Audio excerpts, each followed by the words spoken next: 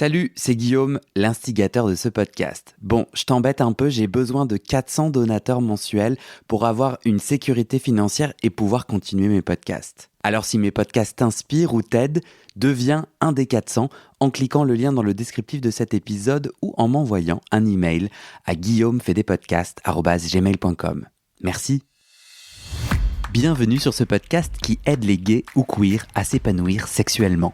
Moi, c'est Guillaume, votre hôte. Je suis gay, j'ai 36 ans et avec ce podcast, je suis enfin sur mon chemin d'épanouissement. Ce podcast, c'est mon guide pour apprendre et me débloquer. J'ai envie de réconcilier santé et plaisir et sortir les sexualités homosexuelles du non-dit. Je vous propose 2 types d'épisodes. Les épisodes témoignages. Un homme gay, bi ou queer raconte son chemin de sexualité et nous donne ses trucs et astuces pour s'épanouir. Et des épisodes hotline, avec un professionnel de santé, je réponds aux questions intimes des auditeurs pour donner des conseils pratiques. Allez, place à l'épisode, bonne écoute. Salut Thomas. Salut Guillaume. Suite de la sodomie, nous sommes dans nos 10 étapes pour kiffer une sodomie. Nous sommes à l'étape 6. Et avant qu'on commence, je refais ma pub. Il faut que je trouve 400 personnes qui me donnent 5 € par mois pour que j'ai une sécurité financière minimum. Nous sommes déjà 6. Je dis nous, mais je ne m'auto-donne pas de l'argent. Il y a 6 personnes trop chouettes qui me donnent 5 € par mois. Du coup, si vous aimez apprécier ce podcast, allez-y. J'ai mis le lien vers cette petite plateforme dans le descriptif de l'épisode. Et du coup, j'ai envie de remercier le tout dernier donateur qui est Ellie. On peut mettre un petit mot. Il n'en a pas mis un, mais IPM en a mis un. Et il a dit une modeste contribution pour t'encourager. Et il rajoute, et puis ça paiera 2 bières quand je passerai peut-être enfin sur le grill à ton micro. Je pense que IPM m'a déjà envoyé un message pour être interviewé. D'accord. Voilà. C'est la fin de cette petite pub. Nous pouvons nous lancer dans le point numéro 6, donc épisode précédent pour avoir les 5 premiers points, pour kiffer sa sodomie. Top 10 pour kiffer sa sodomie, le 9e vous surprendra. Le 6e, c'est lubrifiant. Oui. Alors là, moi j'ai une histoire personnelle autour du lubrifiant que j'ai racontée dans un TikTok, mais depuis j'ai été banni de TikTok. C'est un sujet sensible, donc je m'en remets petit à petit. Non, en vrai, ce truc était ultra addictif. Et j'ai pour le moment pas relancé de TikTok parce que ma vie était avalée par TikTok. Parenthèse fermée. Moi, souvent, le lubrifiant me brûle, me gêne. Et parce qu'il se passe plein de choses dans mon rapport sexuel, j'y pensais pas trop et je me disais, ah non, mais c'est trop bizarre d'ailleurs. Je sais pas pourquoi. Je me disais, bah, c'est toi, tu dois être mal à l'aise aujourd'hui. Je comprends pas pourquoi, quand ça me brûlait, je me disais pas, il y a un problème avec le lubrifiant. Et je crois que, j'en ai déjà parlé dans des épisodes précédents, ça me saoulait juste de dire « Ah, attends, ça me brûle, est-ce qu'on peut arrêter ?» Parce que j'ai pas d'autre lubrifiant, donc du coup, j'ai pas osé arrêter, tu vois. D'accord. Jusqu'à ce que j'utilise un lubrifiant à base d'aloe vera, un truc spécial peau sensible, et j'ai plus mal. Donc c'est un lubrifiant à base d'eau, compatible avec les préservatifs. Tout à fait. C'est ça l'information importante. Exactement. En tout cas, moi, je sais qu'il ne me le brûle plus. Okay. Et du coup, qu'en fait, selon la marque, parce que tu vois, moi, j'ai jamais acheté des lubrifiants très compliqués. J'allais, tu vois, au supermarché et je prenais un truc de base, quoi. Ouais. Mais certains peuvent me faire mal. Donc, en fait, il faut en essayer plusieurs. Bien sûr. Moi aussi, il y en a un qui me brûlait systématiquement. Ah ouais. Et j'ai changé de marque et ça va beaucoup mieux.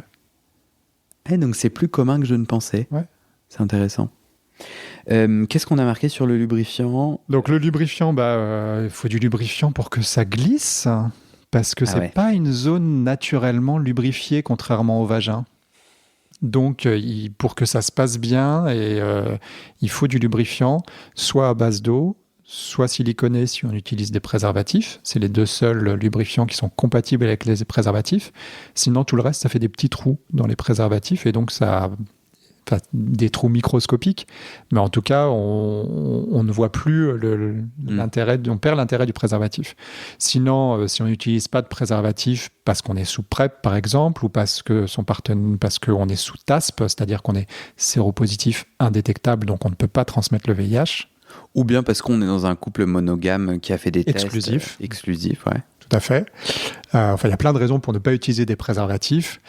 On peut utiliser plein d'autres types de lubrification, de la vaseline, des huiles végétales. Voilà. L'huile de coco, tu mets? Ouais. Mais du coup, j'ai pas le droit d'utiliser l'huile de coco avec un préservatif? Non. Ah, mais tu m'apprends un truc. Huile d'olive? Non plus, pas d'huile végétale. Tomate mozzarella? Non. Ah ouais, tu m'apprends quelque chose. Les huiles végétales impactent la capacité du préservatif à être protecteur. Ou les graisses animales, du beurre, du saindoux. Du miel? Du miel, c'est pas du tout lubrifiant. Non. Ah non. Du savon? Écoute, j'ai lu quelque part quelqu'un qui disait j'utilise du gel douche. Alors, est-ce qu'à ce podcast, il faut qu'on dise de pas faire ça? On va pas dire de pas faire ça, mais on va dire que ça doit faire mal, que c'est pas un bon lubrifiant dans le sens où ça fait pas le taf. Ça fait pas le taf, ça mousse. C'est pas conçu pour, ça va pas durer. Et l'autre chose qui est pas un très bon lubrifiant, c'est la salive. C'est pratique parce qu'on l'a sur soi et qu'on va pouvoir l'utiliser à n'importe quel moment. Mais ça sèche très vite. En règle générale, on n'a pas une grande quantité de salive et ça lubrifie pas très bien. Je dois reconnaître que dans mes pratiques sexuelles actuelles, je suis en train de le découvrir là en te parlant. On a préparé, mais je t'ai pas dit ce que je vais dire là. Mais en fait, c'est vrai, je viens de m'en rendre compte. J'ai un peu l'idée que c'est chouette de ne pas remettre trop de lubrifiant. Mmh. Donc moi, clairement, je comprends que tout ce qui peut interrompre l'acte sexuel me gêne.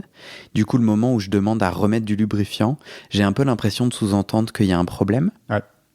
Donc, j'ai pas envie de le faire. Et deuxièmement, j'ai un peu dans la tête l'idée que sans lubrifiant, il y a plus de contact, il y a plus de peau à peau, que c'est mieux. Mais en vrai, quand moi je suis sodomisé, ça me fait mal. Mais tu vois, il faut que je prenne le pli de demander de faire des pauses, qu'on remette des lubrifiants. D'avoir le tube de lubrifiant à portée, qu'il soit relativement plein, qu'on n'ait pas besoin de presser 3 fois dessus pour avoir une petite goutte. Mais là, celui que j'ai acheté, tu sais, c'est comme un tube de dentifrice. Tu sais, ça s'ouvre et ça se ferme. Ouais. Faudrait que je trouve un truc plus... Parce que là, du coup, il faut prendre le lubrifiant, le réouvrir, appuyer et un peu le refermer. Parce que si tu le jettes de côté, comme il est ouvert, il coule. Ouais. Voilà. Mais non, mais je trouve que c'est des détails. À la fois, c'est pas tout à fait des détails. Non, c'est pas des détails. La lubrification, mais surtout, encore une fois, c'est indispensable la lubrification à cet endroit-là. L'anus n'est pas fait naturellement pour être pénétré, donc il faut le lubrifier. Et il faut le lubrifier aussi pour éviter la rupture du préservatif, si on utilise des préservatifs. Parce que les frottements peuvent entraîner un échauffement et une rupture du préservatif. Moi, j'ai des souvenirs d'être sodomisé et qu'on n'utilise pas de lubrifiant et d'avoir beaucoup de plaisir et de me dire, tiens, c'est marrant, j'ai l'impression que mon rectum produit un truc lubrificateur. C'est faux. C'est faux. Il y a pas de...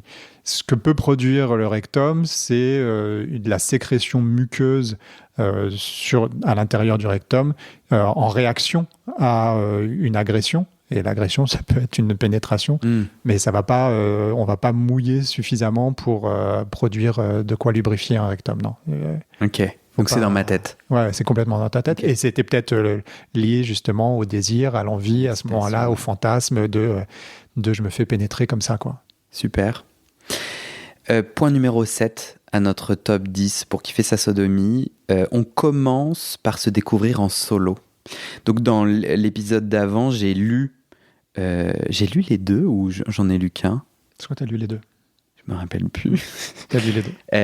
Les auditeurs, en fait, qui ont envoyé des messages autour de j'ai mal. Un des enjeux, et notamment, on avait, je crois, c'était Stéphane, qui parlait de j'ai vraiment du plaisir juste à frotter, mon mec frotte mon gland, mais dès que je pénètre, ça peut me faire mal.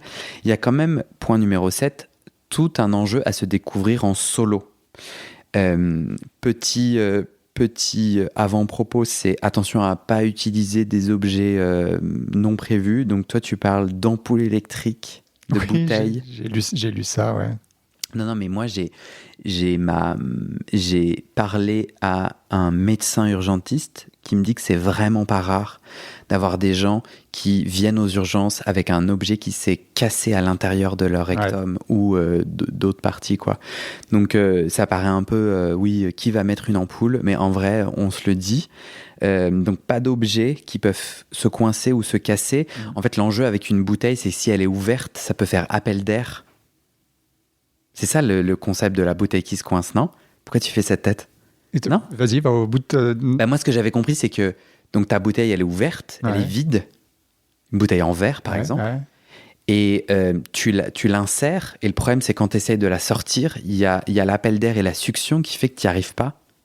Ouais, je pense que c'est surtout un problème qu'il faut se relâcher au niveau musculaire, au niveau du sphincter. Oui, ou non, je peux pas me bloquer un objet comme ça qui a de l'air à l'intérieur. Je sais pas physiquement quel est le mécanisme, mais en tout cas, on va dire que ça peut se bloquer et que c'est pas une bonne idée. Ok. En revanche, ce qui m'étonne plus, c'est que tu as dit pas de légumes. Alors que moi, j'ai un souvenir très clair, très jeune, de m'enfoncer un concombre. Et honnêtement... un concombre, une carotte...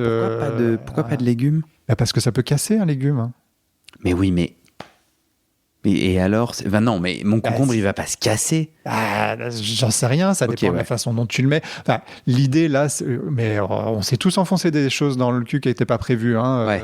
On n'a pas tous des godes sous la main et ça fait partie de la découverte de la sexualité. Donc, je veux dire par là qu'il faut avoir conscience du risque potentiel de ça. Voilà. Mais attends, mais si ma carotte se casse, au pire, je vais l'expulser, non? Si t'es suffisamment à l'aise avec le fait de te détendre, qu'elle se met pas de travers, que le morceau qui reste à l'intérieur se met pas de travers, tu vois. Oui, bien sûr, à un moment ou à un autre, ça va ressortir, mais ça peut être long, ça peut être douloureux. Ok. Bon. Donc, on s'y prend avec des doigts et ou des godes. Ouais.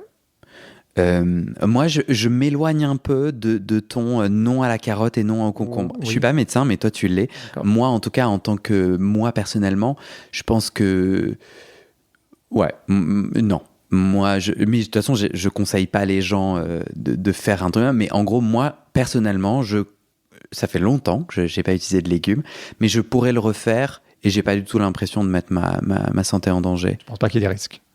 Non, et je suis pas de ouf convaincu en mode quand tu me dis attention, le concombre peut se casser puis se mettre de travers et tout. À moins que ce soit un concombre qui ait appris le cirque, qui ait fait du cirque. Non, c'est pas possible.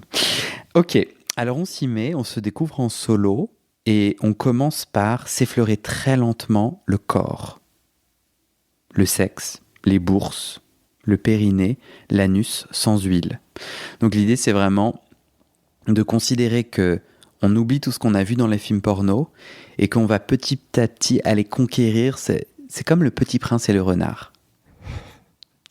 Je suis pas sûr que Saint-Exupéry accepte la comparaison. C'est faux.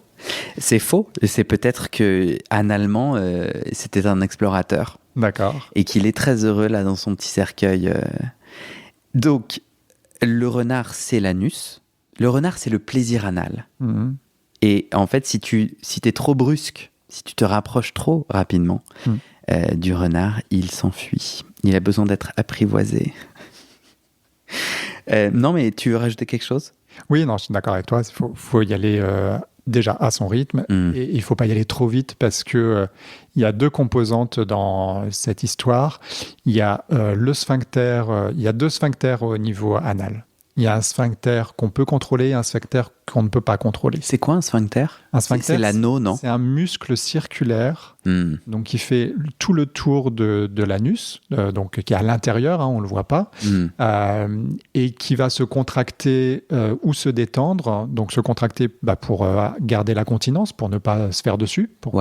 Voilà, jusqu'au moment où on va avoir envie d'aller aux toilettes. Et là, on va relâcher volontairement ce sphincter et on va aussi le sphincter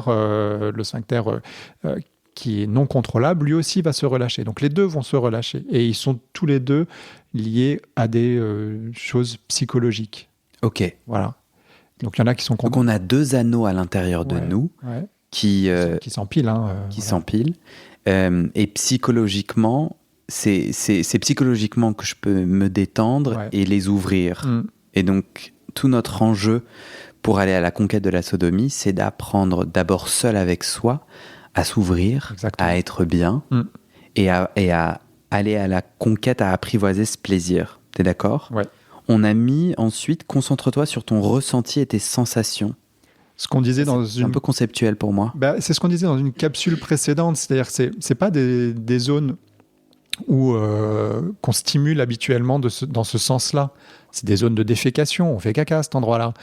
Donc aller chercher du plaisir ou des nouvelles sensations à ce endroit-là, il faut les apprivoiser, il faut aller les découvrir, il faut comprendre comment ça fonctionne. Voilà. Donc je pense que c'est important d'explorer de cette façon-là.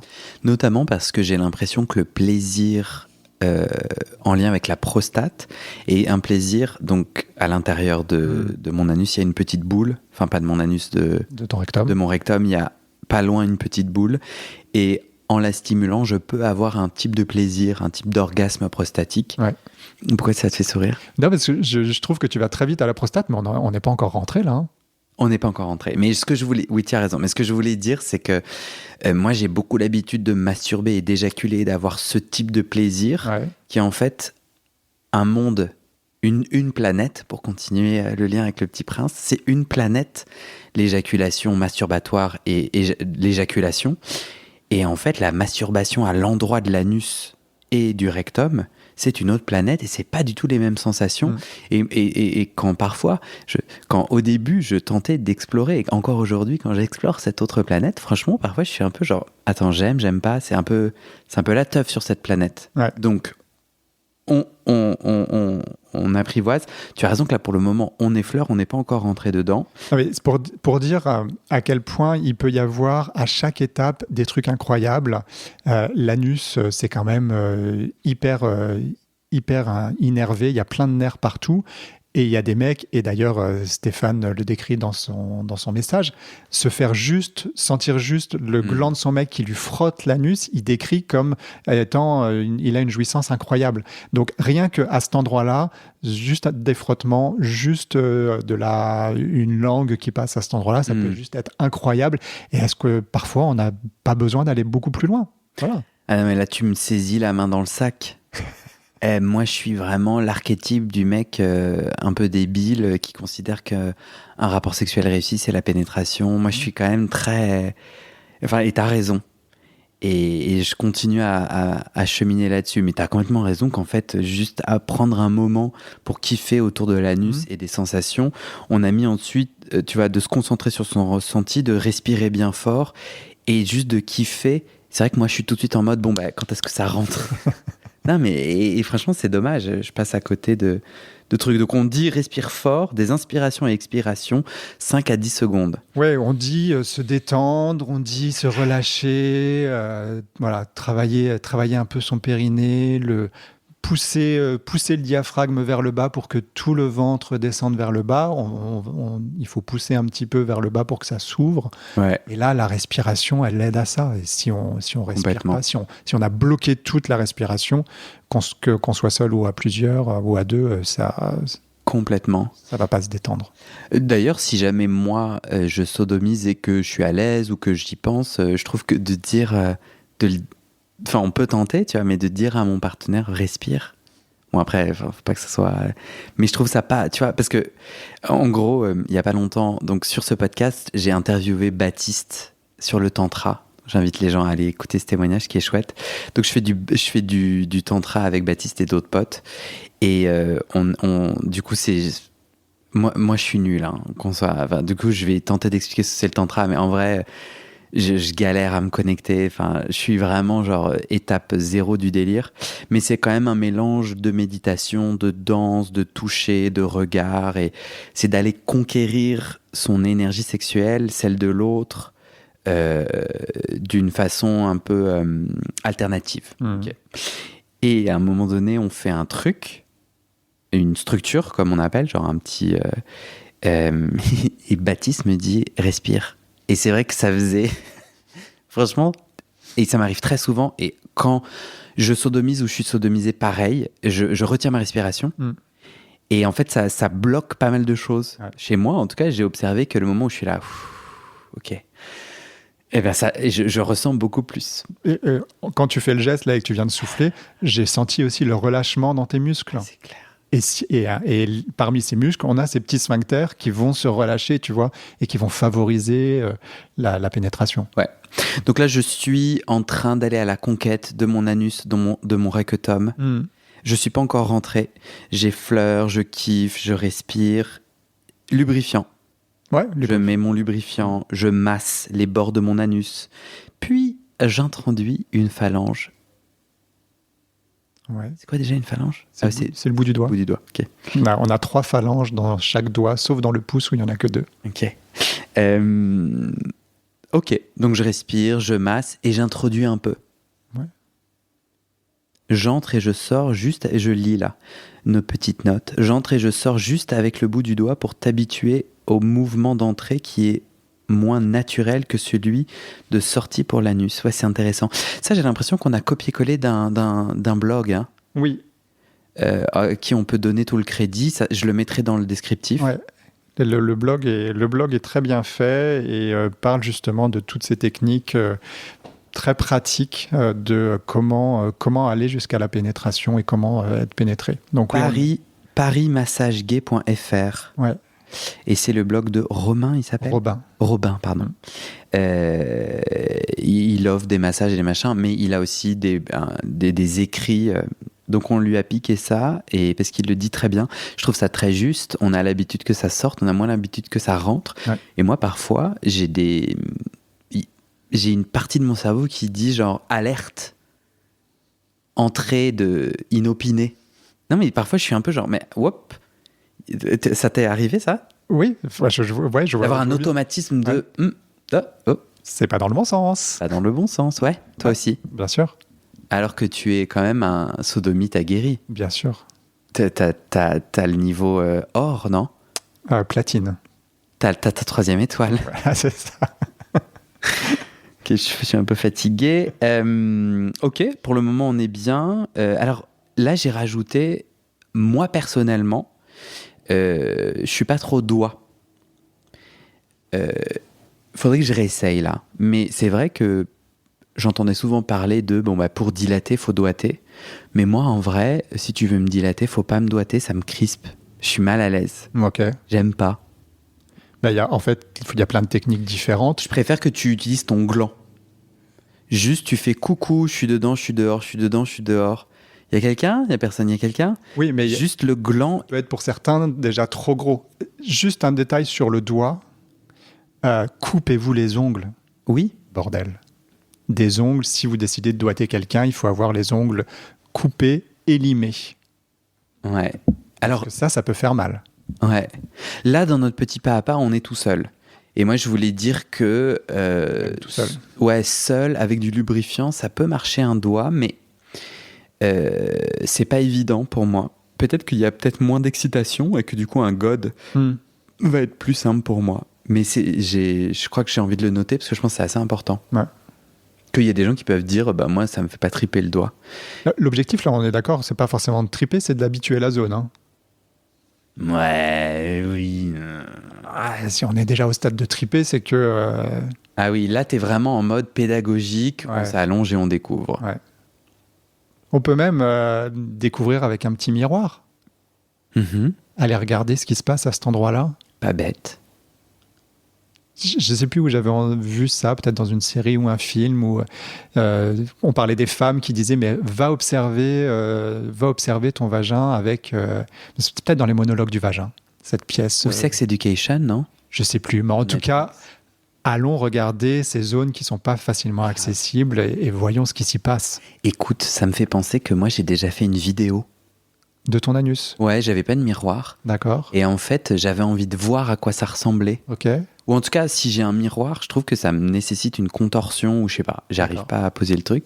Je m'étais fait une vidéo. Avec ton smartphone ? Bien sûr. Avec mon iPhone. Ok. Et je conseille. C'était rigolo en fait de me voir et puis de voir ce qui se passait quoi. Ouais. Et je vais donner mon Twitter. Non, c'est pas vrai. Et donc, tu as fait une vidéo où ton anus se détend, se retend, se contracte. Mais c'est génial comme vidéo parce que justement, tu peux visualiser ce qui se passe au moment où tu actives tes muscles volontairement. Et si je suis tout à fait honnête, c'était là où je m'étais dit, ah ouais, mon anus, c'est pas très beau, quoi. Ah, on en a déjà parlé, ça. Ouais, on en a parlé dans un épisode précédent, mais en fait, par rapport aux anus que je vois sur les films, le mien, il est un peu tout pourri. Enfin, d'accord. Il est pas genre parfaitement dessiné en mode genre... je sais pas comment le décrire, mais il est pas comme dans les films porno. Et c'est vrai que j'ai eu un petit complexe. Ouais. Si je suis vraiment honnête. C'est pas la perfection incarnée. Mais... Après, je sais pas trop te dire ce que c'est un anus parfait, mais il y a quand même cet enjeu du coup d'avoir besoin d'être rassuré par mon partenaire. Bon, après, il me dit pas genre franchement ton anus c'est le pire que j'ai jamais vu. Ouais. Ok. Je continue. Si l'entrée est difficile et que l'anus se contracte toujours, essaie de pousser légèrement lorsqu'un doigt rentre. Ah non, mais c'est pas si pour moi. Hein.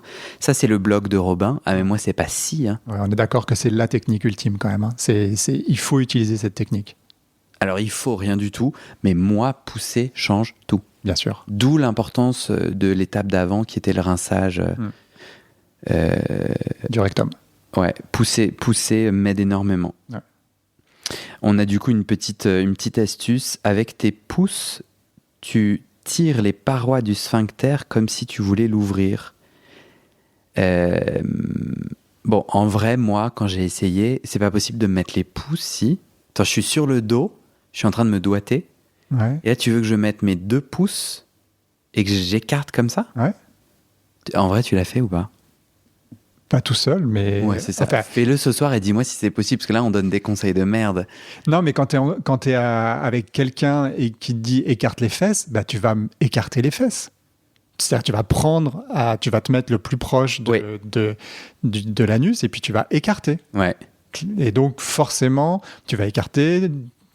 Tu écartes, tu pousses et ça déplie un peu l'anus. Mais du coup, moi, si on est dans l'étape de on le fait tout seul, parce qu'après on va faire l'étape de on fait à 2, mais dans l'étape de tout seul, je pensais plutôt mes index où je peux comme ça un peu le tirer vers les côtés, le masser et le pousser. Mais je suis d'accord que c'est assez excitant. Et d'ailleurs, je trouve que moi, quand je suis sodomisé, le fait d'écarter mes fesses crée chez moi une excitation mentale. Voilà, petit aparté qui n'est pas vraiment au bon moment, mais...